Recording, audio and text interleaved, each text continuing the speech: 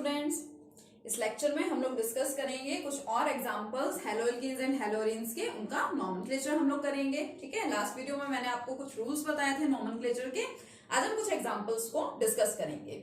देखिए, सपोज आपके पास कोई कंपाउंड है, दिस वन फर्स्ट कंपाउंड, इसका आपको नेम लिखना है। देखो क्या है ये CH3 CH2 CH, ब्रैकेट में लिखा हुआ है Cl एंड CH3। अब जहां पे जिस कार्बन के साथ ब्रैकेट में आपके पास कोई भी ग्रुप प्रेजेंट है, इट मींस वो ब्रैकेट वाला ग्रुप उस कार्बन एटम के साथ, यानी कि यहाँ पे क्या होगा, प्रेजेंट होगा। कैसे, आप इसको पहले एक्सपेंड करके अच्छे से लिख लो, उसके बाद इसका नाम लिखना। देखिए इसको कैसे लिखेंगे, ये मेरा CH3 फर्स्ट, इसको एज इट इज लिखे रहने दूंगी। ठीक है, ऐसे लिख देती हूँ मैं यहाँ पे। देखो CH3, ये next CH2 as it is, इसके साथ ये CH है। ठीक है, और देखिए यहाँ पे क्या प्रेजेंट है, CH3, और इस CH के साथ ब्रैकेट में Cl है, तो ये क्लोरीन ग्रुप कहाँ प्रेजेंट है, इस पे। अब अगर किसी स्टूडेंट को यहाँ पे कंफ्यूजन हो कि ये जो क्लोरीन है ये तो मतलब इसके साथ भी आ सकता है और इसके साथ भी आ सकता है, तो मान लो मैं इस क्लोरीन को लगा दूं यहाँ पे, तो देखिए जो कार्बन है, कार्बन की वैलेंसी तो क्या होती है 4, इट मींस कार्बन को 4 बॉन्ड्स बनाने हैं। तो यहाँ पे देखिए अगर मैंने क्लोरीन इधर लगा दिया तो 3 हाइड्रोजन तो इसके साथ कार्बन के साथ ऑलरेडी अटैच है, यानी 3 बॉन्ड तो यहाँ पे बने हुए हैं। ये इधर इसने 4th बॉन्ड बना रखा है और क्लोरीन के साथ क्या हो जाएगा 5th बॉन्ड, यानी इस कार्बन की वैलेंसी और बढ़ गई, इस कार्बन की वैलेंसी यहाँ पे सेटिस्फाई नहीं हुई। और इस कार्बन को देखो, इसने कितने बॉन्ड्स बना रखे हैं, ओनली 3 बॉन्ड्स। एक ये हाइड्रोजन अटैच है इसके साथ, second bond and third bond, तो इन दोनों कार्बन की वैलेंसी यहाँ पे कंप्लीट नहीं होगी। तो आप इस तरह से करके देख सकते हैं ये क्लोरीन प्रेजेंट है यहाँ पे। ठीक है, अब इसका नॉमेनक्लेचर कीजिए। किस तरह से इसका नाम लिखा जाता है कि यहाँ पे एक ही हमारे पास स्ट्रेट चेन है, यही हमारी लॉन्गेस्ट पॉसिबल चेन है, longest possible chain of 4 carbon atoms. ठीक है, लेकिन जो हमारा फंक्शनल ग्रुप है क्लोरीन, इसको लोएस्ट नंबर मिलना चाहिए, तो वो लोएस्ट नंबर इसको कहां से मिलेगा, यहां से। ठीक है, 1 2 3 एंड 4, सेकेंड पोजीशन पे कौन प्रेजेंट है, हमारा क्लोरीन प्रेजेंट है, तो इसका नाम क्या होगा, देखिए 2 क्लोरो, 4 कार्बन आइटम्स है यानी कि ब्यूट, और सिंगल बॉन्ड प्रेजेंट है सभी कार्बन आइटम्स के बीच में, यानी कि ane comes for single bond, तो इसका नाम क्या हो गया, देखिए 2 क्लोरो ब्यूटेन। ठीक है, कितना सिंपल सा है।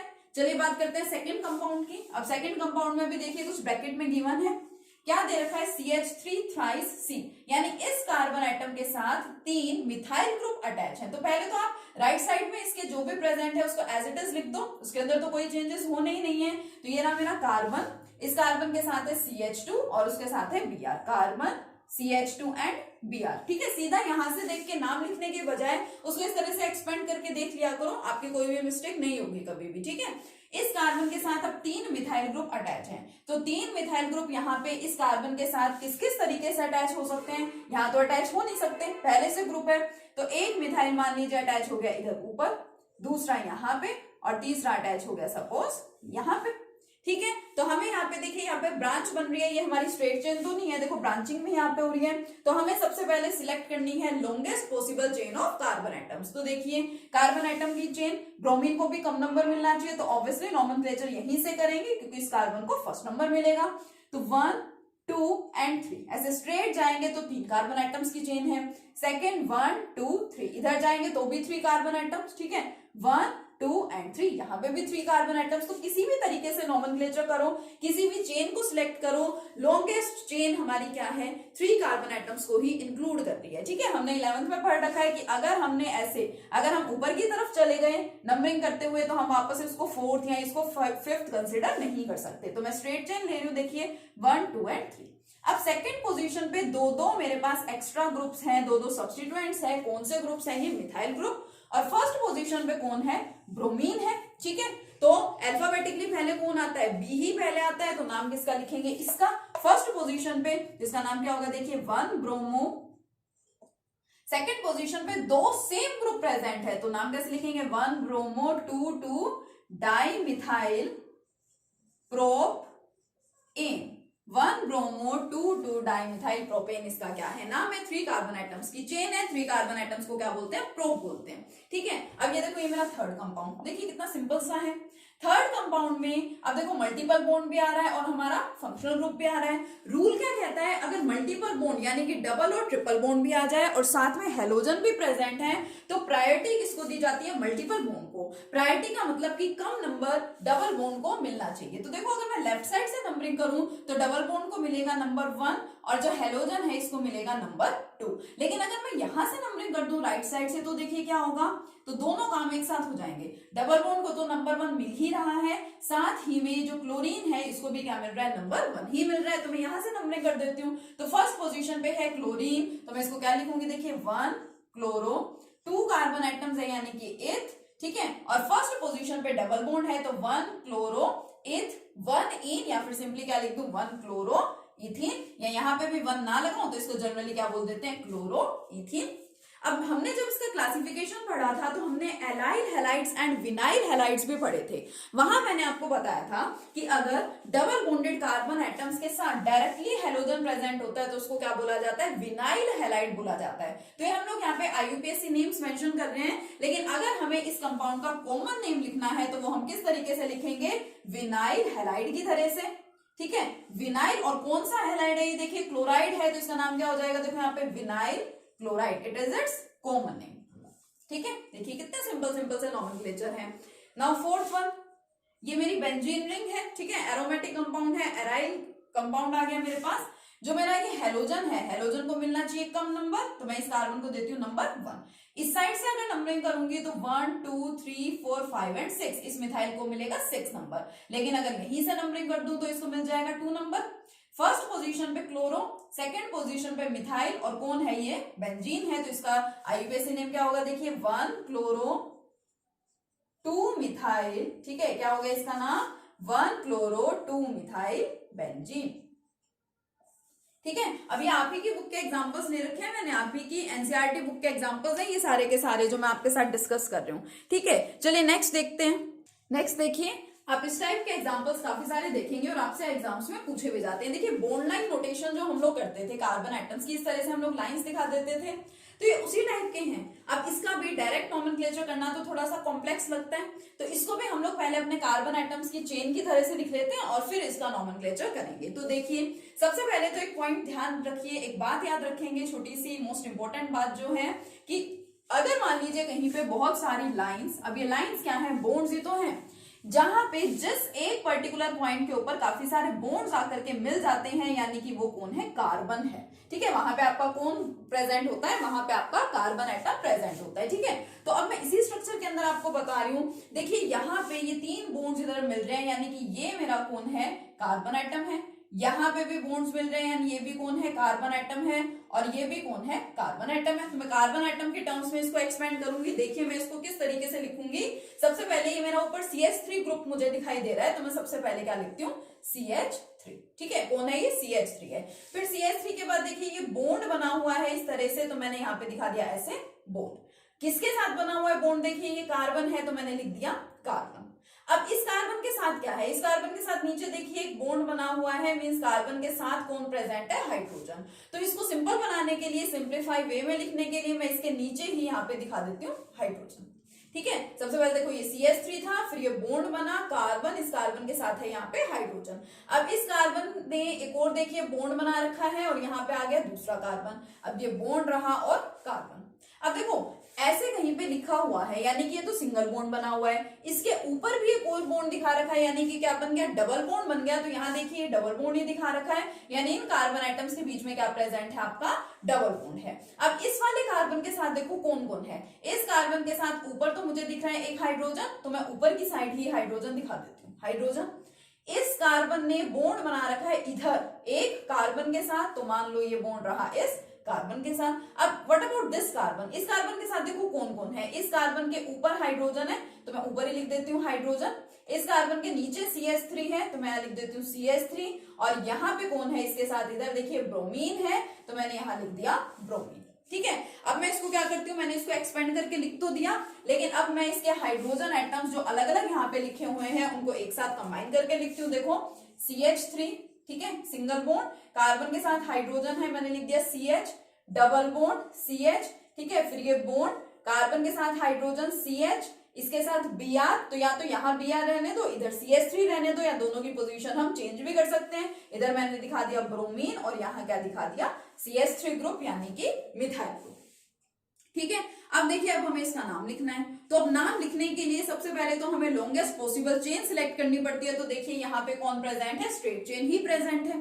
सेकंड, अब मेरे पास देखो यहाँ पे फंक्शनल ग्रुप भी आ रहा है, मेरा हेलोजन ब्रोमीन भी यहाँ पे प्रेजेंट है, और देखिए मल्टीपल बॉन्ड भी प्रेजेंट है। तो लोएस्ट नंबर किसको मिलना चाहिए, प्रायोरिटी किसको मिलनी चाहिए, डबल बॉन्ड को। तो इसको जब हम लेफ्ट साइड से नंबर देंगे तो डबल बॉन्ड को मिलेगा 2 नंबर, जो कि इसके कंपैरिजन में कम है। तो हम इसकी नंबरिंग करेंगे इस साइड से, तो 1 2 3 4 एंड 5।